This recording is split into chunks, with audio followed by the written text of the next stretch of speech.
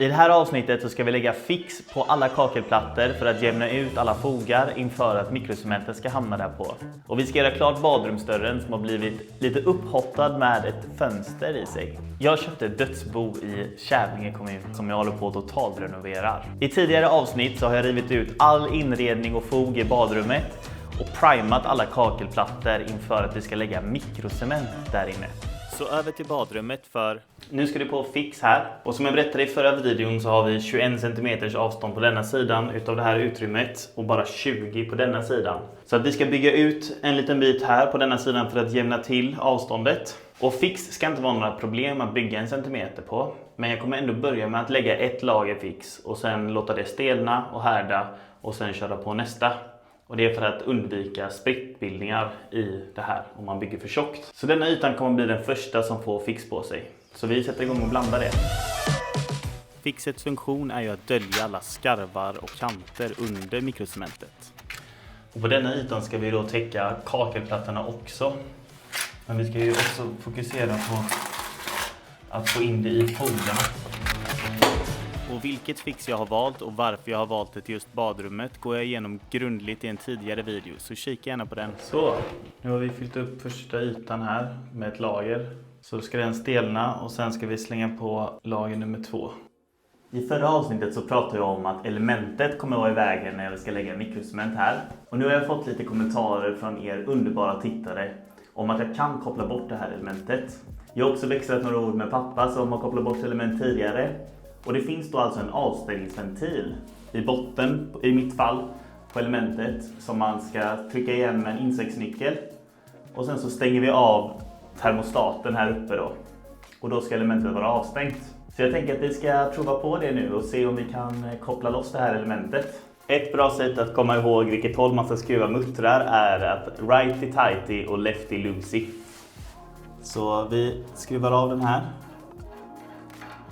Och det här elementet är ju väldigt gammalt och den här returventilen i plast vägrade att flytta på sig. Så att den blev istället lite rundad, men vi låter den sitta kvar där den sitter och går över till väggen istället.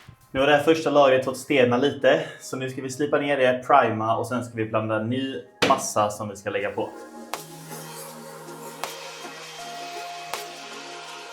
Viskera. Vilken bra pall jag använder.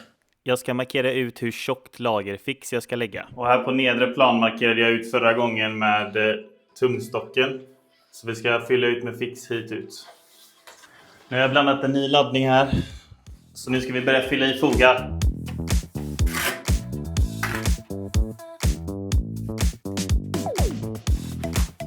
När man lägger på mikrocement sen så finns det lite olika tekniker att använda sig av. Och jag tänkte att göra en så grundlig genomgång som möjligt på alla tekniker, alla material, alla verktyg som behövs för att lyckas med mikrocement i badrum. Men jag fortsatte att lägga på det här fixet här inne och den här satsen blandade jag ganska tjock. Vilket var ett misstag, för det blir väldigt tungt för armar och händer att jobba med en fix som är för tjock. Så det är bättre att följa anvisningarna noggrannare och blanda rätt mängd vatten. Och det gjorde jag senare i avsnittet. Här i hörnen så trycker vi in fixet. Men denna tekniken som ni ser att jag använder här på det första lagret, att göra sånt här rutmönster på alla fogar, det rekommenderar jag inte. Som ni ser till höger här i bild så blir det en nivåskillnad på kaklet och fogarna.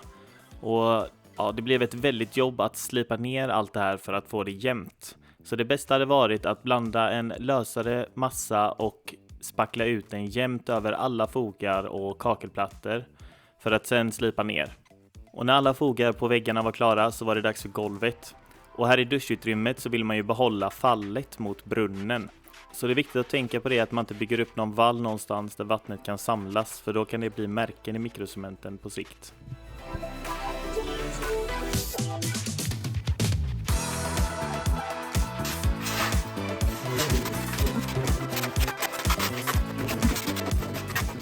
Nu har det gått ungefär 24 timmar sedan jag la på det första lagret med fix här inne för att jämna ut kakelplattorna. Och jag började ju greja lite med elementet. Elementet har en returventil och en inloppsventil. Och om man stänger termostaten och stänger returventilen så kan man plocka loss elementet. Problemet är bara att returventilen sitter som berget. Det kanske går att lätta på trycket genom att öppna luftnippen och sen kunna skruva åt den här returventilen, men jag får inte den stängd. Och det här är ett element kanske från 80-talet, så det är inte så konstigt om de ventilerna har kärvat fast. Så jag tänker så här att vi ska istället låta elementet sitta kvar. För nu när första lagret med fix är på här inne så ska det här slipas ner och sen ska vi lägga på ett lager till för att jämna till det ytterligare så att det inte blir några synliga ränder i mikrocementen. Bakom elementet så är det inte lika noga om det skulle synas lite ränder där, utan det ska ju såklart vara mikrocement där bakom. Men jag behöver inte lägga på 2 lager med fix. Jag har lossat elementet och primat här bakom. Så att jag ska börja med att slipa ner alla ytor här inne. Och sen så ska vi lägga på ett till lager. Och då blir det också det första och enda lagret med fix bakom det här elementet.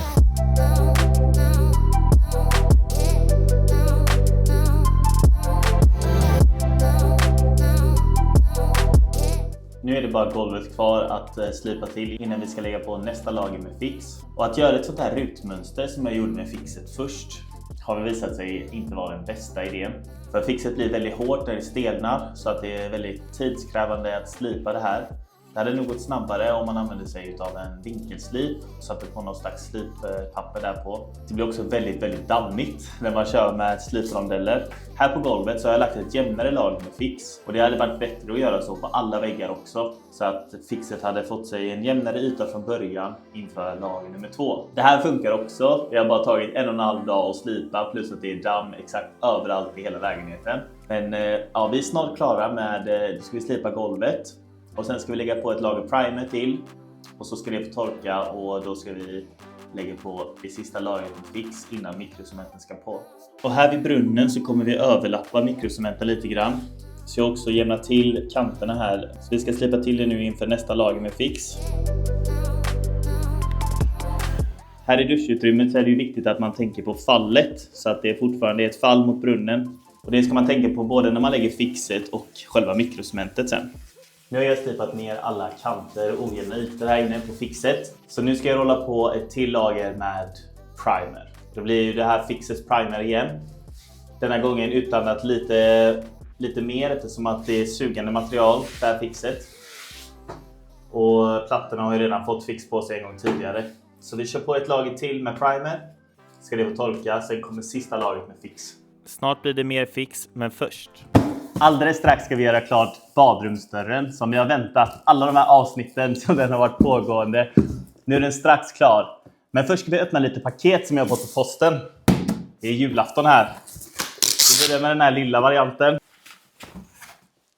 Handdukshängaren. Som ni ser så kommer jag köra, vad säger man?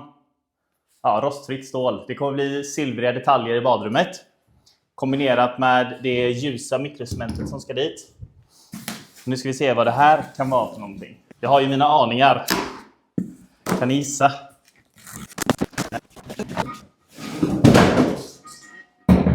Den kantfria toaletten. Den kommer bli jäkligt snygg. Det blir en uppgradering från den förra toaletten. Det finns ju lite olika kantlösa toaletter på marknaden. Och jag har hittat märkesvarianterna som ligger runt 4 000 för de här. Den här köpte jag för 1700. Det blir spännande att se om den håller måtten trots att den är en billigare variant. Ja, vi kommer använda de gamla packningarna som satt på den förra toaletten. Så vi hoppas att de här passar. De här är avsågade till den gamla toalettens mått. Så att det är inte helt 100% säkert att den kommer passa på den nya toaletten. Men det viktigaste är ju att toaletten passar i rörmåtten. Och när jag har kollat på ritningarna så ska det funka. De ska vara samma mått. Men ja, det är upp till bevis först när vi har placerat den. Så att vi testar att placera den på toaletten och ser. Och den förra toaletten hängde ju med 23 cm avstånd mellan bultarna. Så i tidigare avsnitt har jag förminskat det här avståndet och borrat fram 18 cm hålen. Den här doften från avloppet sprider sig direkt så fort man tar ut handduken. Men vi har den stora packningen då till själva avloppet. Och den ska ju på där. Och så den lilla. Spolröret passar men vi behöver köpa ett nytt avloppsrör som är lite djupare. För den nya toaletten har lite djupare del här än den förra. Så blir det åtgärda det. Annars så funkar den perfekt. Kanonbra. Nu ska vi gå över till dörren och göra klart den. I tidigare avsnitt så har jag tagit den gamla badrumsdörren och sågat ut ett hål där det ska sitta ett fönster. Det här fönstret ska ha en frostad effekt på sig. I form av en plastfilm. Det borde vara samma teknik som när man sätter på ett mobilskydd. Alltså att först rengöra ytan från smuts och bös. Så vi börjar med att pila bort en liten bit som vi fäster där vi vill ha den. Och sen så trycker vi ut luften ur filmen hela vägen. Och här på baksidan så ligger den papperslappen och släpper allt eftersom som man trycker ut den här filmen då. Nu ska vi fixa till de gamla gångjärnen. Försöka polera dem så att de blir silvriga och fina. Så det är bra att ha skyddsglasögon när man slipar sånt här som att det får metallsplitter i ögat. Nu är det första klart. Gör vi samma på det andra. Och nu är det andra klar. Så jag monterade gångjärnen och det nya handtaget på dörren. Och jag kommer strunta i att installera ett toalettvred och behålla den här gamla nyckeln istället. Jag tycker den är lite charmig. Skriv en kommentar om du tycker att det var rätt att behålla nyckeln eller om du hellre hade velat ha ett toalettvred. Nu kommer slutresultatet på dörren.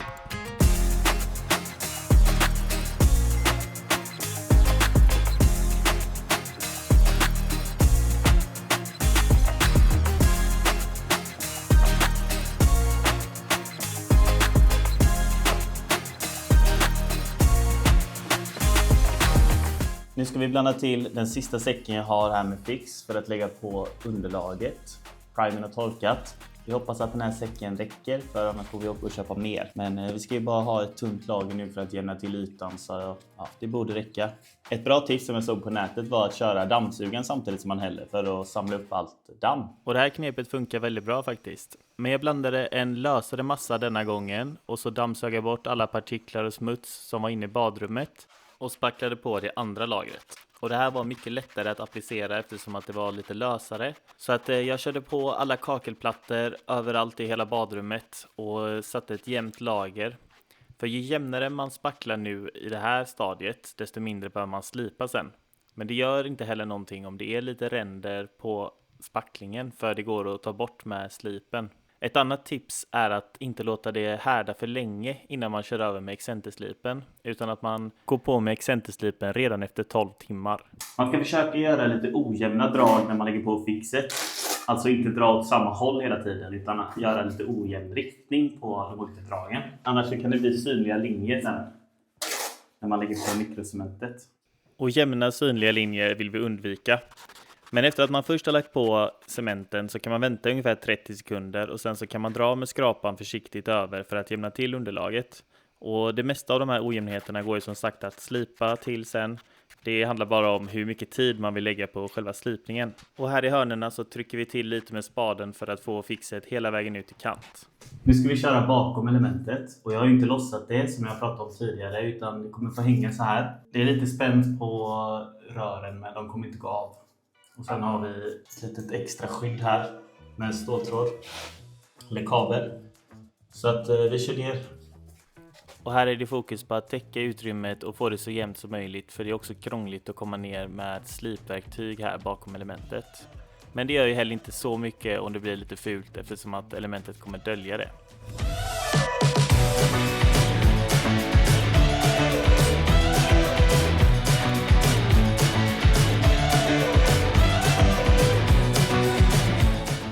Här i duschutrymmet så kommer jag ta lite extra i hörnen nu för att bygga på fallet ner till brunnen.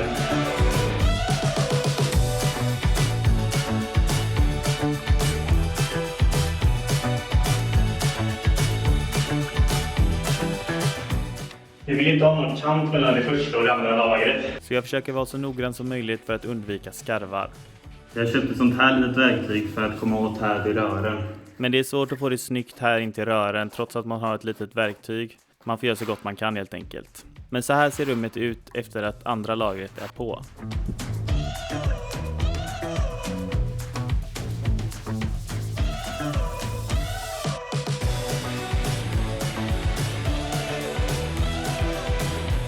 Nu har 12 timmar gått sedan det andra lagret med Fix lades på här. Och det har börjat att stena lite på ytan, men det är verkligen inte genomhärdat än. Så nu ska jag gå över med excenterslipen här inne för att jämna till ytan. Så det är bara att dra på munskyddet och börja slakta.